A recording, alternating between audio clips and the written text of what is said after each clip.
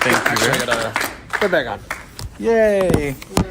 Hey everybody, my name is Alex Merced, Vice Chair of the Libertarian National Committee. Now earlier there was a little exchange between the Matts where they mentioned something about changing, whether you're changing the world from a municipal level. But I just want to kind of say one thing. I don't want to change the world, I want the world to change. And there's a very fundamental difference when you say it those two different ways. Because when you say, I want to change the world, you're saying you want to make one massive move. And that thinking of one person sort of moving everything in one direction is kind of how we get that thinking where people want to use more and more power to just force everyone into one direction. And that's how you kind of get that desire for more and more government. Vice versa, if you want the world to change, that means it changes from so many different levels. Every action, everything that you're doing, everything that everyone's doing is changing the world. What I want to do as a libertarian, and what I think the Libertarian Party inspires people to do, is that in every action, every aspect of their lives, to constantly be changing the world by living their life, by taking the power of their own individual liberty and actually using it, instead of just being complacent to the whims and desires of everybody else. And that's a powerful thing.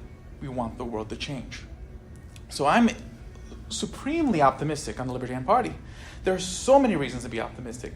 Coming out of 2018, 2016 was, a perfect year. It was a year that was very emerging party friendly. People were sort of dissatisfied with Republicans and Democrats and were looking for another option. So we did well, great. The question is, what happens after? And we had a rush of new people, which is great. And we had some growing pains afterwards because when you have a rush of new people, it takes some time for, everyone to kind of figure out how to coexist. And having gone to so many state conventions this year, I'm seeing that happen. I'm seeing people of all different stripes, experiences, perspectives, learning to coexist and work together to the ends of the Libertarian Party. And it's exciting. I'm seeing more people from convention to convention. I'm seeing leaderships that people are excited about, plans, everything you want to see. And in 2018, we had some great wins to put on the board. Okay, in a year that was not emerging party friendly. 2018 was not a year where people were looking for an alternative. They were voting in fear. They felt the need to vote for Democrats because they needed to make sure the Republicans would lose. They needed to vote for Republicans because they needed to make sure the Democrats would lose. It was people voting because they were scared of what would happen because of fear. Okay? That's not a good environment for emerging parties. But despite that, we still elected Jeff Hewitt to the board of Riverside County in California, the highest elected libertarian in the country. This is a person who was before the mayor of Calamasa and actually was able to renegotiate the pensions and reform the pension system in Calamasa and take on the California state pension system. Not a small feat. We were 50 shorts shy of defeating the Senate Majority Leader in Wyoming with Bethany Valdez. And they actually called the election for her that night. A libertarian candidate defeating the Senate Majority Leader in Wyoming. And then at the last minute, they found some more votes and it flipped. And an unsealed bag. Yes. Oh, yeah, of course. This was an unsealed bag. And then you also had Larry Sharp getting us ballot access in New York. And it was an amazing performance in New York, especially if you've known the history and the challenges we've had in New York electorally. So we had some great wins, and all across the country, we saw vote totals that were higher than normal. Now, percentages were a little tough because you had a higher turnout election. So no matter, even if you got more votes, your percentages may not look as good. But we had more votes. That means more people casted their ballots for libertarians in a lot of races, more than ever before in a year that you more than likely would have seen a retrenchment, where you would have seen less votes because people were scared. That is a lot of reason. That was also a year where we had a record-breaking convention. It wasn't a presidential year. We still had record-breaking attendance, record-breaking revenue. We had record-breaking donations, high growth in membership. Everything is moving in the right direction for the Libertarian Party. There's every reason to be excited about being involved in the Libertarian Party now. Okay? So there's things that the Libertarian Party does. I always say that the Libertarian Party makes change in 4 different ways. Okay? People always focus on 2 of them. One, politics. And it's not just electing candidates. Political action takes place on many different levels. Yes, electing candidates to affect policy is something that we need to do. But also ballot initiatives to make direct changes to policy are things we can be doing. Going to your local board meetings, city council meetings, to lobby, to get to know the people who are making decisions and having influence on their decisions, whether you're elected or not, is something you can be doing. Okay, so that's amazing. I'm seeing more and more of that going on from state to state. And that is very positive. That growing organization towards political action. 2, education. When you're doing that, you're going out there and you're promoting that idea not just individual liberty, but individual responsibility, and just sitting there and saying, we want a world that's based on consent, reciprocity, and accountability. When we all sit there and make as many arrangements in our social and economic lives based on consent. 3, the thing is that a lot of times, you might have the right ideas, you might have the right logic, but people can only hear that if they're listening. And how do you get people to listen? You have to kind of reach their hearts. And that's where the community within the Libertarian Party, as the Libertarian Party grows, we are building a community within that is an example of our ideas in action. When I go to state convention, I'm seeing people carpool with each other. I'm seeing people taking care of each other's kids. We are creating that voluntary community where it sits there and say, hey, we're not going to wait till someone forces us to help each other. We're going to choose to help each other. We're an example of our ideas. And when people see the Libertarian Party and they see that community, they become envious. They're like, I want to be part of that. That's cool. And by being closer together, by being that family, we can move people to our ideas and get them open to the logic, the knowledge, and the actions that they can take to change the world. So that building that community every day, and that's also what goes out to build it. You got to go out to your communities and just bring that community in. Do that local barbecue. You don't have to talk politics every time. You can just say, hey, this is the Libertarian Party throwing a local barbecue, have some free burgers, let's have some fun, let's crack open some beers, and hopefully next time we can talk a little bit about taxes. Okay? But you build that community, you encourage people to just be the world that you want to be. People always sit there and say, well, is there a libertarian country? But libertarian is an idea of how communities work, of how we socially arrange each other. The libertarian community, the Libertarian Party within it is that example of that libertarian world. And you might have some libertarians in the Republican Party, you might have some libertarians in the Democratic Party, but you can't go and sit there and say, there's an example of a libertarian community. In the Libertarian Party, you can say that. And that's something that we can do uniquely. 4, a lot of reason why people are very skeptical of freedom and individual liberty is because of the wounds that they've incurred throughout their life. Throughout their life, things have happened. People have hurt them. They've lost the ability to trust others. By being part of that community, we heal those wounds. We lift those scars so that suddenly they can start believing in individualism again, believing that people can be trusted and that we can coexist again. So that healing process, that the community we build changes the world, which then opens up people to the ideas that we educate them about, which can then turn into the political actions that we're trying to achieve. So the Libertarian Party is changing the world at every level. But at the end of the day, it's not again changing the world, we're helping the world to change, step by step, brick by brick. And also, I just wanted to kind of take a moment and explain a lot about why I am so passionate about individual liberty, because it's Mother's Day weekend. And someone who had a huge, and actually I really appreciate you guys having me here today, because if you guys did not have me here today for the Libertarian Party of Connecticut State Convention, I might have forgotten Mother's Day. And not have been here in Connecticut to be with my mom. And I mean, a lot of people always talk about how I'm nice. I generally don't lose my cool. Even when people are mean, they challenge me, I always keep a happy face. I always keep talking. I always stay optimistic. I always stay positive. And my mom's really been my inspiration in that manner. Growing up, she was working multiple jobs, going to school, all at the same time to raise, as a single mom, raising me and my little brother. And despite all that, having so much on her plate, and all the stress and all the strife all along the way, she would still make time to sit there with the camcorder, record me and my little brother playing in the backyard and all that. And she always kept a happy face, always stayed positive throughout all that. And I know some days were harder than others, but she always stayed positive. And after seeing everything she went through, I know there's nothing that I can go through that would be as challenging as what she went through and successfully went through. I know when I was towards the end of high school, and we went from not the best of places to the point where she could own a home, where she had a car, where she had all these things that, were in doubt whether we would ever be in that place. She achieved it. It was symbolic. It was a symbolic of what an individual can do if they want it enough, if they work hard enough. And to me, that's the message. That's the libertarian message, that you can do it. You can be something amazing if you just choose to be.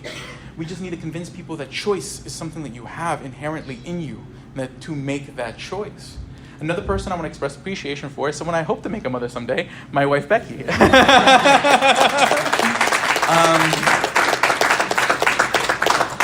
I've been involved with the Libertarian Party for a while, and it does take a lot of my time. And there are a lot of weekends where I'm not there to help out. I know I'm not there to help walk the dog, help clean the bird's cage, vacuum the apartment. And I appreciate the patience you've had with me and being by my side all these years with everything I've been doing. Libertarianism isn't about being an island. It isn't about being, it's about the help that we give each other, but the help that we choose to give each other. By building that, again, it's about community. Because property rights, all the things that we believe in wouldn't matter if we were just an island by myself. If I was on an island by myself, I don't have to have a property rights argument over whose coconut that is. It's my coconut. There's no one to challenge that. We need these ideas because we want to exist with each other. Because we want to have a better world where we can all coexist in our diverse and beautiful individual ways. But again, to have that world of consent, we don't do it alone. We do it together. But we do it because we want to be together. And thank you guys for having me. My name is Alex Merced. I'll take some questions.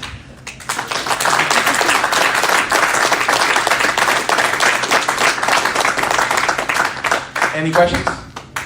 Hopes, fears, dreams. I can take questions about the Libertarian National Committee, my thoughts on literally anything. I have generally opinions on anything and everything. Go for it. Alex, just in general, what do you feel the National Party, or well, everywhere, but especially the National Party, has to do to take this whole thing to the next level? Basically, great question. That's actually something I wanted to talk about. How you win? How do you? What's the next step? At the end of the day, I always think of it like a pyramid.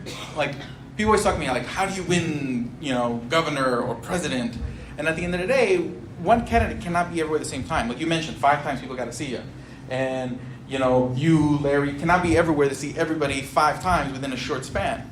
That's why you need local candidates. It's those local candidates that provide a libertarian that they can see 5 times. So as we grow and we can run more local candidates, as we have more local people in office, that builds credibility. That means you're going to get a little bit more donations, a little bit more media, a little bit more volunteers. And that builds that momentum that you can keep climbing up the ladder.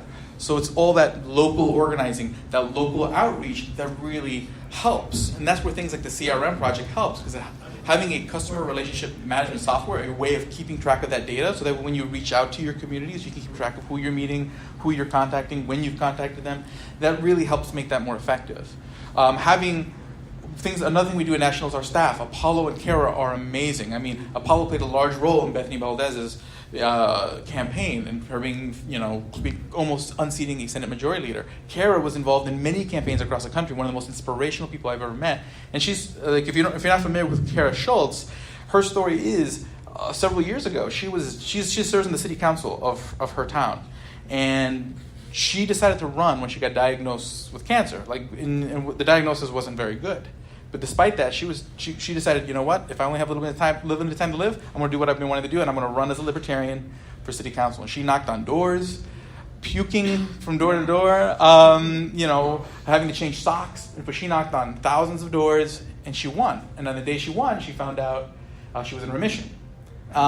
Very amazing. Literally, just fills my heart with joy every time I see her. But she has been putting together trainings across the country, putting together videos and whatnot, content that is available. You can reach out to her to get that content to be a more effective candidate. So those kind of resources, those kind of investments help candidates be better candidates. That local outreach, that local action helps build the bench. Because again, there's going to be no one libertarian who's going to sit there and just change the country's mind. We need a lot of people on the front lines talking to people every day. And also just ballot access support. I mean, making sure that you guys can get on the ballot, making sure that every state can get on the ballot. We support when we can. Now, which is why it's important to support national, to support your state party, to support your local party. But before I do talk a little bit more about support, let me see if there's any other questions.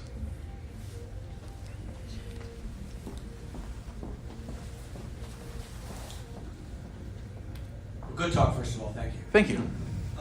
My question is about the dynamic that we see where libertarian candidates tend to poll reasonably well prior to the election. I think there's a lot of receptivity to the ideas. Mm-hmm. Then when they get in the ballot box, they're not ready to push the button for the libertarian. I don't know whether it's because they're concerned about the so-called spoiler effect. A vote for libertarian is actually going to end up electing a progressive. Mm-hmm.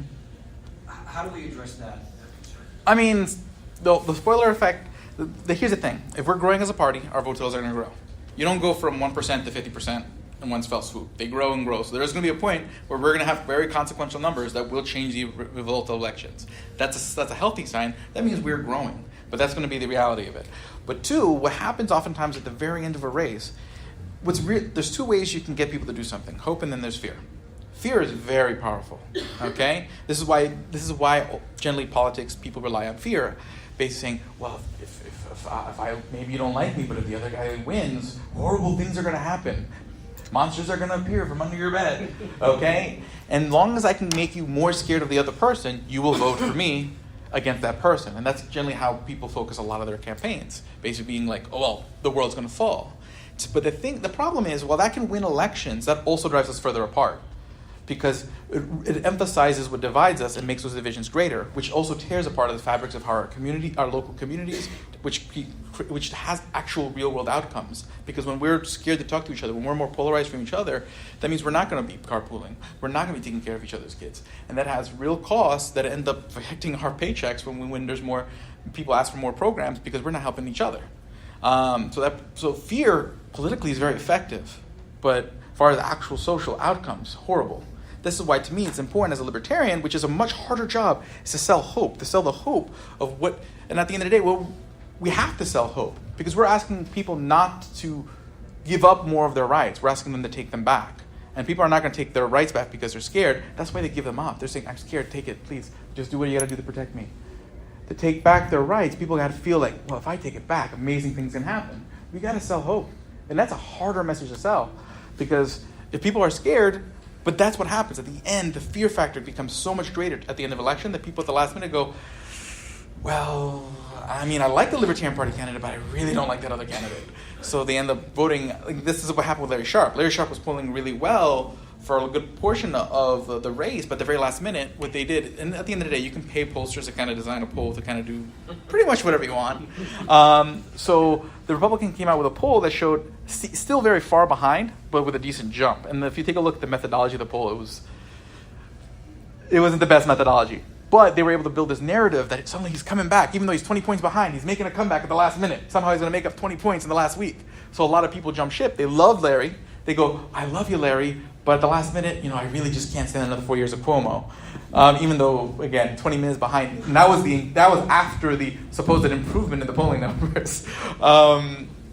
So that fear factor is hard to overcome, but I think it's still important, despite the effectiveness of fear, to come forward with the message of hope, because when you bring people together, when you try to heal those divisions, we're trying to make the world better, and getting people to be able to interact with each other, to associate with each other, to heal those divisions, I think, is a tremendous value and has a tremendous value to society in itself, and we'll be rewarded with growth.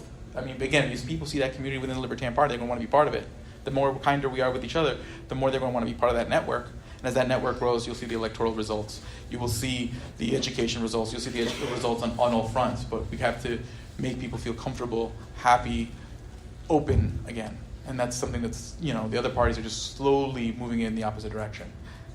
Any other questions? Okay, so then I want to do one more thing before I wrap it up. Now, I want to make sure that we get some more money in the coffers of the Libertarian Party of Connecticut. Okay, so basically, here's my book, Profits Are Generosity, Entrepreneurship is Philanthropy. And I came out with this last December. It's just a brief book that goes over sort of my libertarian worldview briefly. Like, literally, the idea is just if you meet someone who's not a libertarian and you're trying to get a quick way for them to understand the basics, this is this. But I've been auctioning this off for the state parties as I go from state to state. In Minnesota, we auctioned off a copy for over $100. In Pennsylvania, we auctioned off a copy for over $200. And in California, we auctioned off a copy for over $300. Okay? Talk about raising expectations. Yes. You got to set the bar. Sales. Okay? But again, whoever buys this book tonight, the money's not going to me. It's going to the Libertarian Party of Connecticut to help your candidates, to help your party continue to fight against the things that are moving things in the wrong direction. So, and this is autographed, by the way. So let's start off the bidding at, let's say, 20. Who's willing to bid 20 for this book? I bid 20. 20. Do I hear 30? 30. 30 over here. Do I hear 40? 40. 40. Okay, 40. Do I hear 50? 50. Now, the 2019 candidates, are all four of you still here? Yeah. Okay, would you guys be willing to sign this book as well? Yes. Absolutely. Only Okay. if someone goes for 50, though. Okay, so for 50, would someone want, you also get all 4 of the 2019 candidate signatures. I'll do 60 if Matt doesn't sign it. Okay. Fine. Ah, but which Matt? But which Matt? Okay, so for 60, Roger's got it without Matt's signature. Which Matt? Make it sign it. Huh? Okay, he can sign it. Okay, so 60 for Roger? Yep. Okay, anyone want to go to 70? 65? Going once?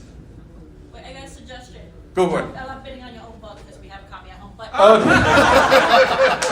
suggestion, why don't you offer what you did for the other conventions? Oh. Right? Oh, yes, thank you, good call. Yes, okay, for $70, I will actually also write vulgarity in the book. I will let you choose what that vulgarity is. So, vulgarity of your choice. So for $70, who will get all 4 2019 candidate signatures, my signature, and vulgarity of your choice by me, written in the book for $70. I have a point of information. Point of information. Have you ever heard the joke The Aristocrats? Yes, but do it again. Can you write your own version in there? Yes, but you have to remind me what it is, because no one. Oh my, you've never heard the joke. I saw the documentary on the joke, Yes, yes. but I forgot. You blacked out, understandably so. Yes, but I will. But Yep. 70? 70? No one wants vulgarity? I'll go 70. 70, okay, 70 with vulgarity. Okay, let's see here. How can we sweeten the pot? When you do the windows. Yep, wait, Jeff, what were you going to say? Draw a dick. Well, that would be vulgarity. So if you want, would you be willing to pay 80 for that? I'll go to 100 if you draw a penis. Okay, 100 for that. Okay. So anyone willing to go to 110? When you do windows for one thing. Next time I'm in Connecticut, I will be more than glad to do your windows. Going once? 110, me. Oh, 110? Okay, 110. 110. So did you want me to do your windows? You don't have to do the windows, but you have to tell your own version of The Aristocrats right here. Okay. I don't know. Right here, right now? Or like, No, you don't. Just kidding. let him post it later. Joke. Insert joke here, parentheses. Tell a Helen Keller joke, though. I'll be fine. Don't worry, she won't hear it. There you go. You just told one. But yes, everyone's favorite card in Cards Against Humanity. There's one. Okay. Actually, my favorite card was a bucket of child's tears, but you know. Yes. So So interchangeable in that game. we'll give everyone one chance to go with the beat 110. Does anyone want 120? Going once? Going twice? Going 2.5 times? You're breaking my balls, Alex. I'm up to 120. And sold